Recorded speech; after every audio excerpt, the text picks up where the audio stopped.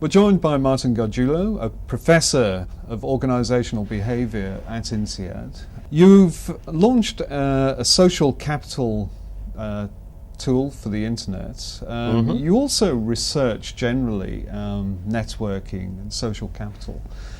How important are networks? Well, of course, you are asking somebody who is bound to tell you that they are very important. I've devoted, as you say, all my academic career to research on networks, on the effect of networks on company performance, on individual performance. And, you know, if you'd have talked about networks 40, 50 years ago, people would say, well, favoritism, and in fact, organizations did a lot of things to suppress that. We know today that networks are the way you get things done. If you think of your own job, you know, you have a job description, you probably report to somebody, you have subordinates. I will bet, and I do that in class with my participants, that the largest majority of the people that are important for you to get your job done at INSEAD had nothing to do with your direct reports, have nothing to do with your bosses, are somewhere in there. Some of them are in INSEAD, some of them are outside INSEAD. And networks are a way to get to these people, to make sure that you can cooperate efficiently with these people, to make sure that you can access the resources these people have. And this is the idea of social capital. You have your own abilities, experience, but you also have, and this is crucial for today's jobs, all the experience, ability, knowledge that resides with people in your network. The issue is, can you access that? Is that knowledge a resource for you, or actually is becoming something that prevents you from doing what you need to do? So it may be a liability as well. Networks can be a liability. We always think positively about networks, but networks can be, for example, a window to the world that allows you to understand the diversity and the complexity of that world, or it could be blinders that prevent you from doing so. For example, if your network is composed of very homogeneous people, people like you, people who all talk to each other, you live in a small world, and you think you know what's going on, and you're pretty sure you understand what's going on in the rest of the organization, in the rest of the world, but in fact you're recycling the same information. You're getting what a scholar calls echo.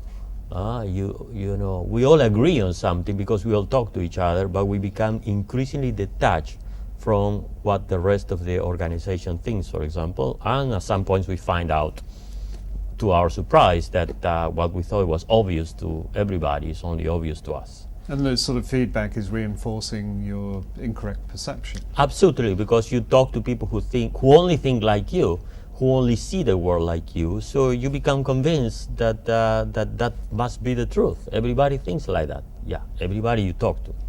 So networks can be a liability in that sense. Networks can be also a liability because it may hold you back from moving to a new position, into a new part of your career. This is how very closely connected networks can hold you back. Now, that doesn't mean that closely connected networks in which everybody is friends with everybody, are necessarily bad. For other purposes are great. If you have your team, for example, and your team is very cohesive, that network is an extreme resource for you, a very important resource. But those trade-offs are the kind of things that we need to understand when we think about networking. So how should you develop a network? What should you look to do? The first thing you need to do, I think, is to understand how networks can help you or how networks can hinder your ability to get things done. And the essence of all this social capital questionnaire and tool that I developed is precisely to provide you as a participant in our programs, for example, or as anybody else in the world, because you can sign up and take the assessment yourself, with a reflection of how your network is. Because networks can help you providing that you understand how they work. And to understand how they work, you need to understand those trade-offs. For example, you need to understand the trade-off between an homogeneous network, which can be very comforting and very helpful in a moment of crisis, for example. You do want to have that homogeneous, closely tied support network around you when you're facing hard times. And boy, these days, are we facing hard times? I mean, in different parts of the world. But it can also be a liability. Networks, you have to understand the importance of the strength of your relationships. I like to use the metaphor that networks are like copper wires, like electrical wires. The thicker the wire, the more power they can carry, the more you can obtain from people, the more people will be willing to help and to invest time and energy in helping you out. At the same time, another very important thing to understand about networks is that networks are about reciprocity. If you want to continue with the electric metaphor, the current goes and comes back. It's not just a one-way street. It's just street. no one way. If it is one way, it doesn't last much. If you, it's not exactly two ways in the restricted sense. Sometimes it could be a reciprocation through other people. I help you, you help them, they help me. But that kind of reciprocity rings are extremely important in all societies, and you can see that kind of reciprocity in every society, holds society together. But you need to understand that how that works.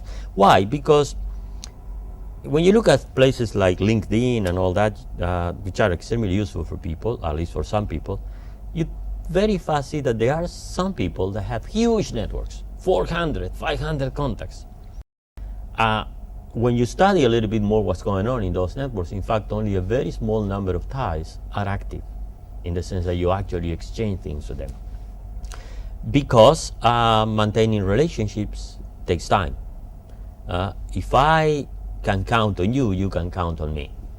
And one of the things that I say in my class sometimes on networks is that relationships and networks never die from natural death. They're always victim of a murder.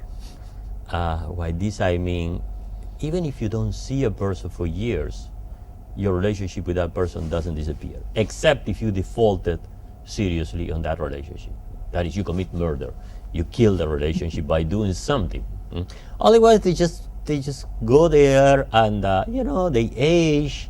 They may be even completely latent in the sense that nothing happens.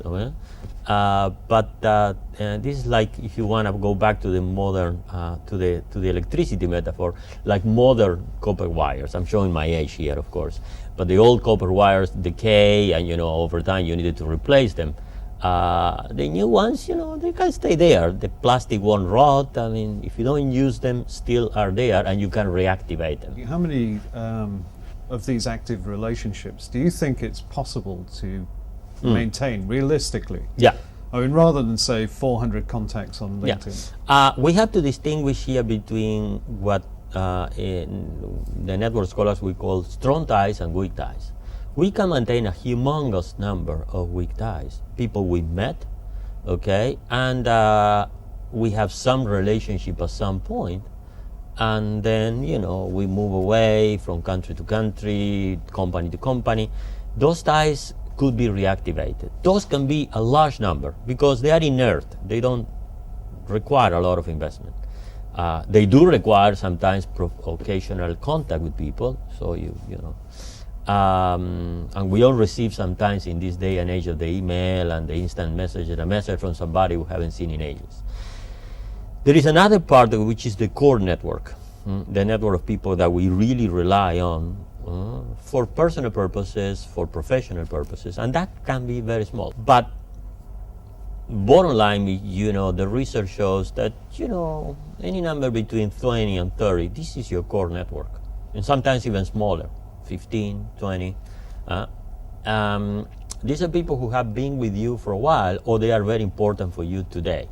Within an organization, would you say that you should be looking beyond borders of your own department? You should be looking across the organization to see who might be helpful? Absolutely. One of the biggest problems that, and this is why this research has been becoming very important for organizations, is that as organizations become more global, we need to organize in a certain way. We organize in functions, in departments, and there is a very, very curious phenomenon in social psychology that there is always an us and them. I work in this department, you work in another department. We typically build networks around our colleagues. And silos create silos. And the silos ensue. And the problem with the silos is exactly what I was telling you before, is that what happens is that we derive a certain view of the world that become a blinder to understand what other parts of the organization do. Our clients are not segmented according to our internal divisions. Think of the academic world. We have clients that require, say, how do I do to make my business work better? And they don't care about the disciplines. They don't, they may not even understand very well how we academics cut the pie. The same thing, you can think of an oil company. You sell lubricants, but you sell lubricants to somebody who also buys you fuels, who may buy you chemicals for another part of the business. And but those are different divisions within your firm. How do you face them together? How do you reap the benefits of the specialization while at the same time serving your customer in a way that brings them an integrated product? How do you overcome the natural, I wouldn't say mistrust, it's a little bit too strong, but what is good for you may not be good for me. Okay, so we need to sit and say how we come to a proposal that will serve the client while overcoming the silo effect. And again, it doesn't have to be mistrust. It has to be just poor communication, poor, information that is withdrawn. And one thing is that I know you, and I know I can trust you, and I know who you work, and we can openly discuss how best to address the issue. And the other is that I don't even know you. I never met you because you may be in another part of the world. And those networks ease my way, not only to you, but to your group. And this is a major part of your current research, is that you're looking at how influence and cooperation yes. Can be facilitated Correct. within multinationals. Correct. In my latest research is how networks, different type of networks can help you at different stages in your career. Because the challenges of your position are different, and how networks can help you bridge across these different silos. And companies that manage that well actually get an advantage in the sense that they can coordinate things in a much more efficient way. The world today is very complex. You cannot rely on hierarchies, and these are important, don't get me wrong, but you cannot rely exclusively on those things to get things done. The people at the front line are the ones who know the business better than you do if you're a manager. And they need to get things done by talking to one another, by building solutions for clients. And to come back to the online social capital tool, this is a way by which individuals can effectively assess their own networks. Individuals and organizations, the tool has one aspect that is you as a participant in a seminar or in a course, or as an individual, you go and basically you go through a questionnaire that formalizes, that guides you through the different aspects of your network. Okay, who is in your network? How is the composition of your network? How is your relationship with these people? And how is the relationship among these people or between them? Because we tend to be very aware of how our relationship with each of the people in our network is, or most of the time we are. Sometimes we get some surprises. We are much less aware of how the relationships between these people are. Yet, one of the things that we learned very clearly in the network analysis research is that those relationships are as consequential for what happened to you and for your ability to get things done and for how you think and how you view the world as the relationships you have with each of them. So the tool allows you to work systematically through those relationships and to get a map of your network. At the end, what you get is a report, an analytical report, which I have discussion with some colleagues, because the report requires you careful reading, and I think that's important. We live in a very complex world that has gotten increasingly complex in the last few months. There are not easy answers. There are not easy solutions, neither for the economic crisis nor for other management issues. So the report basically uses what we know about network analysis to analyze your network and to say, look, these are the kind of things you can look at. Sometimes I have participants that tell me, oh, well, but is my network good? Is my network bad? See, I don't know. What I can tell you is how your network compares with networks of other people in your situation. What I can tell you is what this particular network you have, what are the advantages and the liabilities. Now, you have to look at what your own experience is and what you're doing. And are you experiencing some of these liabilities? Are you experiencing some of these advantages? And if so, you say, well, there are areas of concern. There are areas you say, well, maybe I am having a network that is not optimal for my current challenges. So what can I do about it? And the report does that. The report walks you through the composition, the depth of your network, how strong your relationships are, and the structure of your network, how is the relationship within other people. And also a final part about what kind of resources you get from these people, how important, how critical those people are for you. You may have a relationship that seems to be not very critical for you. And you say, well, I don't care. But if that person is very connected to everybody in your network, that relationship is very critical, because whatever you don't do in that relationship may affect the rest of your network. Martin Gargiulo, Associate Professor of Organisational Behaviour at INSEAD. Thanks for joining us on INSEAD Knowledge. Thank you very much, and pleasure.